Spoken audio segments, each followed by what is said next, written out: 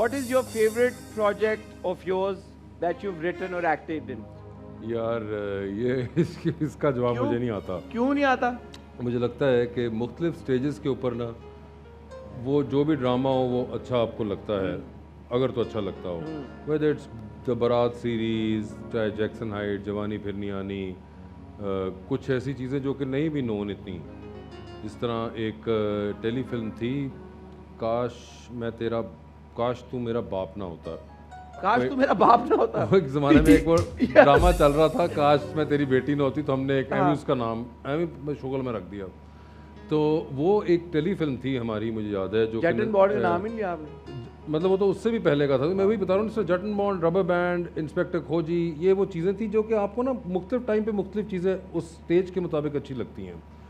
तो ये टेलीफिल्म का मैं इसलिए आपको बता रहा हूँ क्योंकि इसका नाम आपको भी नहीं पता होगा, नहीं था पता। और ये आपको मिलती भी नहीं है यूट्यूब पे इतनी। ये मुझे बहुत पसंद थी, ये नदीम ने डायरेक्ट की थी और मैंने की थी। उसमें सायरा यूसुफ थी, जावेद शेख साहब थे, सिमी पाशा, और अल्लाह जन्नत नसीब करे इस्माइल तारा साहब। अच्छा अच्छा अच्छा। And I think one of the best performances of Ismail Tara साहब की जो थी in the last maybe 10-15 years, वो उसमें थी। अब वो एक ऐसी टेलीफिल्म है जो लोगों को नहीं पता, मगर मुझे वो और नदीम को समहा वो ऑलवेज बहुत पसंद थी। हाँ। तो ये मैं उस कॉन्टेक्स्ट में ले रहा था कि कई चीज़ें होती हैं जो आपको बहुत पसंद होती है, लोगों को शायद पता ही नहीं होता, उनके जो भी कोई एक लिस्ट होती है उस पर उनके फेवरेट्स और होते हैं। मुझे इंस्पेक्टर खोजी बहुत पसंद था।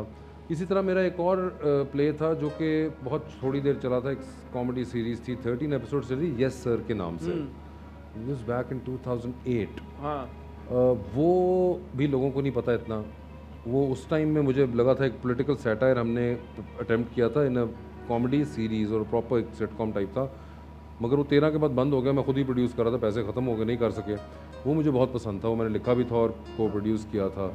तो इस तरह की बहुत सी चीज़ें ऐसी रही हैं जो कि मुझे ना मुख्तलिफ वजूहात की वजह से पसंद नहीं। But my favourite project of yours has to be Jackson Heights. इतना मुझे वो पसंद है कि मैंने आपके लिए आज एक सरप्राइज प्लान किया उससे रिलेटेड। अरे वाह, है हो जाए फिर? न्यूयॉर्क का टिकट? नहीं। अच्छा, ये लाया लाया हो लाया लाया,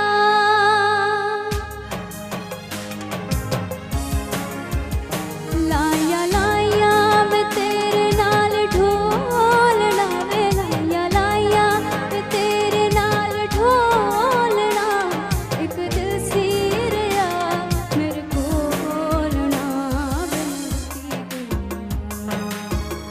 ढोलना वे मैं लुटी गई।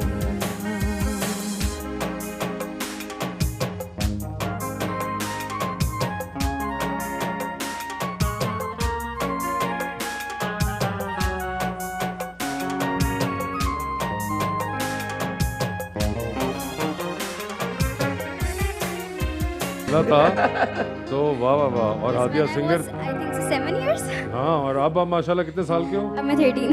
माशाल्लाह। देखिए 6 साल पहले जब हादिया का वो पहला गाना आया था, उस Nescafe Basement। वक्त आई इंटरव्यूड हर, एंड अच्छा। इतनी सी बच्ची, और मैं तो हैरान ही रह गया। और लाइव भी इसने उस वक्त गाया और हमने कहा यार ये तो वाकई में इस बच्ची ने गाया है। मगर अब माशाल्लाह देखें वो टैलेंट तो टैलेंट का है, टैलेंट तो टैलेंट है। ब्रिलियंट हादिया, ज़बरदस्त। Hadiya thank you so much, thank you आपने हमें ज्वाइन किया, thank you thank you thank you. Thank you Hadiya. Interestingly खैर ये गाना जब चूड़िया में था तब भी बड़ा ज़बरदस्त, फिर उसके बाद जब जैक्सन हाइट में हुआ वो भी बड़ा ज़बरदस्त, and even today I think. मैं ये कहने लगा था कि इस गाने की रिकॉल वैल्यू इज नहीं वो एक एक्चुअली मेलोडी इतनी ज़बरदस्त है यार कि वो आपको पसंद आती है। और आपको मैं एक इंटरेस्टिंग बात बताऊँ, आप उस वक्त से जैक्सन हाइट की बात कर रहे हैं, ये किसी को मैंने आज तक बताया नहीं है, मगर मैंने आज तक जैक्सन हाइट ड्रामा पूरा नहीं देखा हुआ। उसकी वजह बताता हूँ क्यों। हाँ। क्योंकि जब वो चलना शुरू हुआ, और अब आई बिलीव बाद में आप गए भी, फिर आप जैक्सन हाइट आप गए बाद में थे कुछ सारा। के उस ड्रामे के चलने के मैं कोई 5-6 साल बाद गया था पहली दफ़ा अमेरिका, तो फिर मैं गया जैक्सन हाइट देखने। मगर वो ड्रामा जब चल रहा था ना तो वो बीच में ऐड आते थे, तो मैं इरिटेट होता था बड़ा। फिर उसके बाद वो ड्रामा एक्चुअली लिखा आई थिंक 24 एपिसोड्स था और उसको चले 27 या 28 थे। तो वो ना मेरे अपने जहन में जो मैंने फ्लो बनाया था वो अनफॉर्चुनेटली टूट चुका था, क्योंकि वो लंबा कर दिया गया और फिर बीच में कमर्शियल्स चलते, तो मैंने गुस्से में वो ड्रामा फिर देखना ही बंद कर दिया। मैंने कहा एक बार जब पूरा चल जाएगा तब देखूंगा। और उसके बाद कुछ ऐसा हुआ है कि to date I have not seen Jackson Heights के मे बी 5 से 6 एपिसोड से ज़्यादा। I'll recommend that you watch it. It's on YouTube. I should actually. Maybe you should give it a shot. हाँ. और YouTube पे आप अगर download करके देख ले तो फिर एड्स भी नहीं आएंगे। हाँ बिल्कुल आप सही कह रहे हैं, मुझे ये करना चाहिए मगर मैं इट्स वेरी आयरॉनिक, मगर मैंने नहीं देखा हुआ पूरा ड्रामा वो। नहीं थोड़ा सा टाइम निकाला। अच्छा वहाँ से एक बात बताएं, since you host a show as well. जी जी। यार ये आजकल का जो कैंसिल कल्चर है इसके बारे में आप क्या कहना चाहेंगे? I am asking you this question also because आप अवार्ड शोज भी होस्ट करते हैं, नॉट जस्ट टीवी शो। और कभी कभी ऐसा होता है अवार्ड शोज में कोई जुमला कस दिया, कोई जोक मार दिया और फिर वो शुरू हो जाता है कि वो ये है और वो ऐसा क्यों बोल दिया, ये क्यों बोल दिया। तो डू यू थिंक कि अब ये कॉमेडी और जो ह्यूमर है इसको बहुत लिमिट कर दिया गया है, इतने कंस्ट्रेंट्स और रिस्ट्रिक्शंस आ गए हैं कि बंदा एक्सप्रेस भी नहीं कर सकता कोई चीज़? अच्छा अब इसके 2 आंसर हैं। दोनों दें।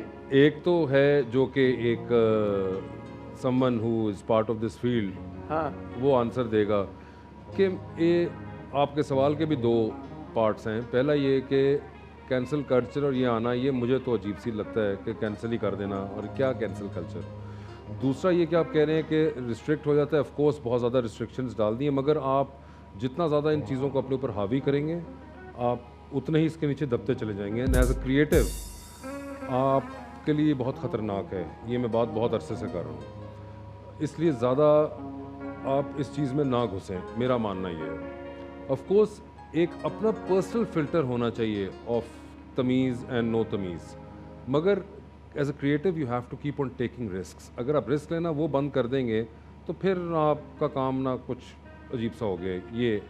ये तो मेरा है as someone from the field का जवाब। अब मैं आपको देता हूँ जो कि एक्चुअल पाकिस्तानी जवाब इसका आजकल के मुताबिक होना चाहिए कि भाई आराम से बैठ जाओ। ये जो उधर देख के अपने कैमरे में देख के मैं ਮੈਨੂੰ पता है ऐसा ना दसो ਤੁਸੀਂ। ये जो कैंसिल नेपोटिज्म, एलिटिज्म, फलाइज्म, फेमिनिज्म, क्लासिज्म, अब ये ना ये वेस्ट की चीज़ें छोड़ दो, आप लोग चलें नी हाओ वाले मॉडल पे, क्योंकि आपके बाकी काम सारे चाइना वाले हो चुके हुए हैं। तो इसलिए ये जो है ना सोशल मीडिया एक्टिविज्म, इसको भी छोड़ दो, इसका कोई काम नहीं है हमारे से, एम ही फंसेंगे सारे हम। अच्छी तस्वीरें लगाएं, खाने पीने की तस्वीरें लगाएं, अपनी सेल्फियां लगाएं, मासूमाना किस्म का सोशल मीडिया यूज़ करें। ये किन चक्रों में पड़ गए हो? एवं ही चुके जाओगे सारे, फिर आराम नाल बैठ जाओगे।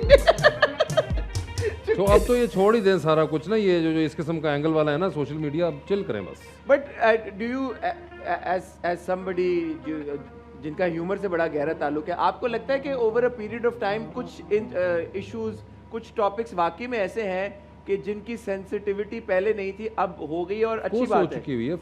नहीं, जो कि आपको लगता है कि अच्छी बात है यार, कि यार अच्छी बात। देखिए हाँ, कुछ चीज़ों के बारे में हैं, आई थिंक वो मैंने भी खैर अपने काम के अंदर भी इनकॉर्पोरेट किए हैं, लोगों को पता चला हो या ना पता चला हो। जिस तरह कई चीज़ों में कुछ चीज़ें उनके बारे में हम अब कमेंट नहीं करते, वो पहले थी, कुछ इवॉल्व हुई हैं। मगर for example what are the things that you would not comment about now? मैं आपको एग्जांपल देता हूँ इसकी। एक्चुअली वो एग्जांपल देने में भी फिर वो वर्ड्स दोबारा यूज़ हो जाते हैं जो कि मैं नहीं यूज़ करवाता या नहीं करता या करने देता। मैं अपने शो की एग्जांपल ले लेता हूँ। मैं वो शो करता हूँ, उसके अंदर हम ट्रांसजेंडर्स को जो एक सर्टन वर्ड यूज़ करते हैं, वो वर्ड पिछले 6 साल 7 साल से मेरे शो में यूज़ नहीं होता।